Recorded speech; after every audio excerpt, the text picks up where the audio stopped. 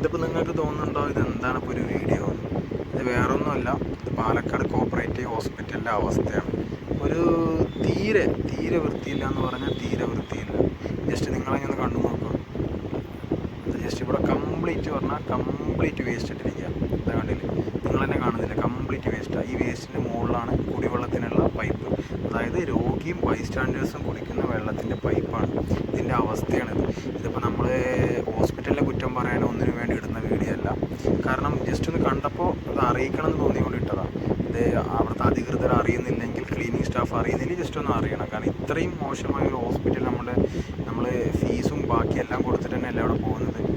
അവർ പറയുന്ന പേയ്മെൻറ്റും കാര്യങ്ങളും എല്ലാം ചെയ്തിട്ടാണ്. ഇപ്പോൾ സാധാരണക്കാർ എത്രയും പെട്ടെന്ന് എത്തിപ്പെടുന്ന ഹോസ്പിറ്റലായിരിക്കും. അപ്പോൾ അതിൻ്റെ ഒരു അവസ്ഥ ദയനീയമായ അവസ്ഥയാണ്. നിങ്ങൾ ജസ്റ്റ് ഒന്ന് നോക്കി നോക്കൂ.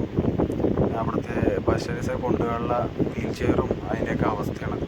എല്ലാവിടെയും കംപ്ലീറ്റ് വേസ്റ്റാണ്. ഇതിപ്പോൾ പോയപ്പോൾ കണ്ടപ്പോൾ എടുത്തിട്ടു എന്ന് തന്നെ ഉള്ളൂ. ഇത് അധികൃതർ അറിയണം. ഇത് അങ്ങോട്ട് ഹോസ്പിറ്റലിലേക്ക് പോകുന്ന വഴിയാണത്. ഒരു രാത്രി ഒരു 8:30-9 മണി ആയിട്ടുള്ളൂ. ഇതാണ് ഇപ്പോൾ വഴിക്ക് പോകുന്ന അവസ്ഥ. ഇത് അധികം പ്രസവ കേസും ഡെലിവറിയൊക്കെ ഉള്ള ആളുകൾ താമസിക്കുന്ന ഹോസ്പിറ്റലാണ്. അവിടെ ലേഡീസൊക്കെ ഒറ്റയ്ക്ക് എങ്ങനെ ഈ വഴിയിലൂടെ പോവാം? ജസ്റ്റ് നിങ്ങളെ നോക്കി നോക്കും.